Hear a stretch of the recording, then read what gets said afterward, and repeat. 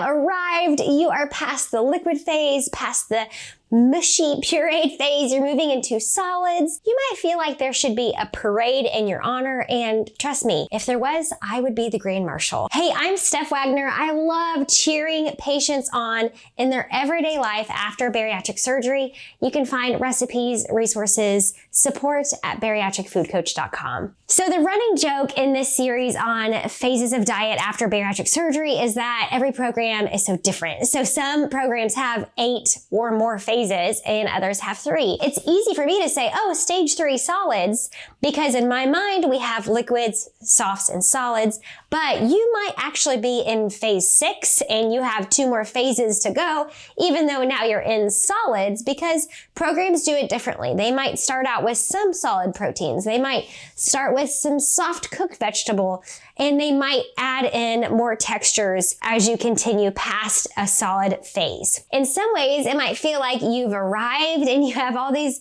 new choices that you didn't have this last month, but that can also make you feel like you have more questions than you've ever had before. Am I right? Comment below if you agree. When you get to this kind of final transition of softs to solids, now the texture plays a big role in how you will feel and experience your meals. Even more than before, the bite sizes and the speed will be key. So hopefully you got a lot of practice in with your soft textured foods, because it's really going to pay off now when you're using your cocktail fork, or you're cutting your food before you eat, or you're using that Baritastic timer to slow down your pace.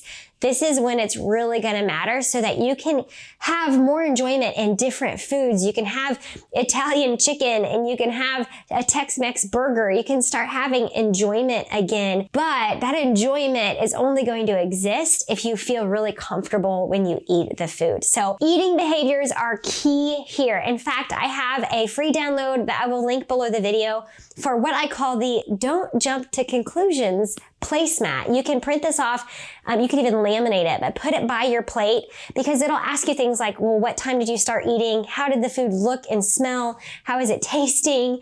How big are your bites? All these different questions that will bring you into the moment and help you to be mindful while you're eating, because a lot of times those eating behaviors, they're not natural, right? We have not been doing that our whole life when it comes to sitting down to eat a meal. So if it's not natural, that means it's not automatic. So if you are distracted, you are busy, someone's talking to you, something else is going on, it's not going to happen automatically, especially if you haven't been doing it for years. This is new, right? So that can bring you into the moment and help you to remember bite sizes, speed, and ask yourself important questions about each meal. Do I like this food? What do I like about it? Do I not like it? There's different appeals when it comes to food, even after surgery. Maybe something you liked before isn't as appealing, or it could be vice versa. You might find you like something that you used to not like. So it's kind of a new time of exploration with meals and foods and flavors, and I hope you have a lot of fun with it. Now, one really important thing I want to tell you is that your stopping point, whatever that was in your soft proteins, it's going to be different.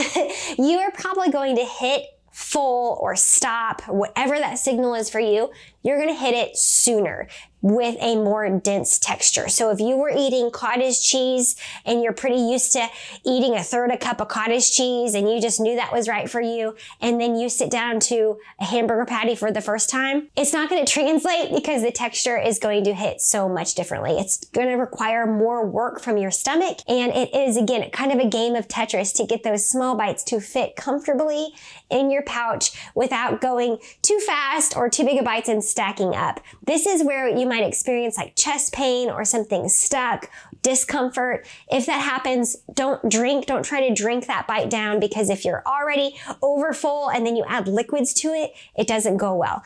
You might need to go for a walk, stay upright, move around. It will pass. It's kind of a lesson learned. But if that's happening every time you eat a solid meal, you might want to back off and go to some liquids or soft foods and give your tummy some rest, and then try again.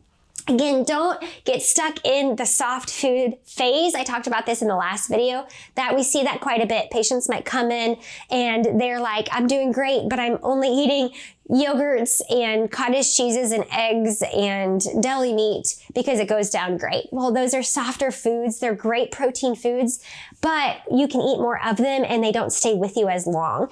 And it can make hunger control harder if and when hunger is coming back after surgery. Solid proteins really are a wonderful place to get to. We want to transition, but just know that it's a learning curve. Small bites, go slowly, take your time, be mindful. If you need to back off, give yourself a breather, but don't get stuck there. Try to get back to those solids again. This often brings up questions of vegetables, and yes, we do want to get vegetables in whenever you are cleared to have them. Programs are different on how they approach it, but my 2 cents is I like a ratio approach. I call it the 2-to-1 protein method. So for every 2 bites of the protein you eat, have 1 bite of the vegetable, but that way you're still in tune with your fullness cues of when you need to stop rather than measuring the food and saying I need to eat all of this or I can't eat more than this. We still want you to be in tune with what portion is right for you in your stomach, but that ratio ensures that we are getting a protein first meal, but you're starting to get some veggie and texture and fiber in your meals with the side dishes too. Another sign that your bites are too big or you're going too quickly is what we call premature fullness. So maybe you don't feel like it's stuck or you feel uncomfortable, but you just feel full, like you need to stop, but you're hungry maybe an hour, 90 minutes later. That's what we call a fake full or a premature full. So if that bite hits heavy at the top of the stomach, it may signal to your brain to stop eating, but that food passes through and you didn't actually fill up at your mealtime. So that's another indication that you need smaller bites and go slowly.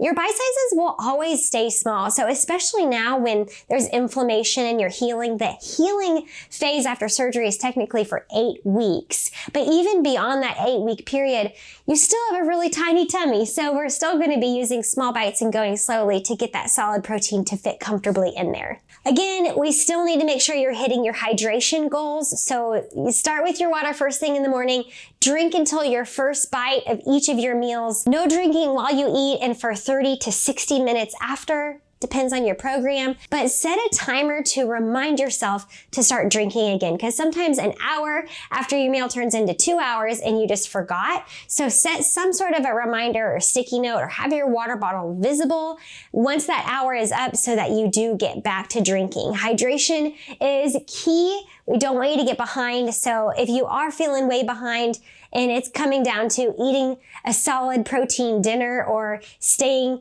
on your water goals, there may be days that you have to do a protein shake for dinner and keep going on your water so you don't get dehydrated. With time, you'll start to get it all. You'll be able to get your water in and your meals, but just know in those early phases, if it comes down to one or the other, we want you to stay hydrated because it's the #1 reason for readmission after bariatric surgery. So welcome to the regular phase of eating lean proteins and veggies and trying new dishes. Don't forget, I have a huge library of bariatric specific recipes at bariatricfoodcoach.com. Lots of resources there. Again, it can bring up a lot of questions. You finally get to this phase and you're like, yay! But also, I have a lot of questions. So I hope you tag me in your browser as a great resource. And don't forget to grab that Don't Jump to Conclusions placemat to help you eat more mindfully as you move into this new phase.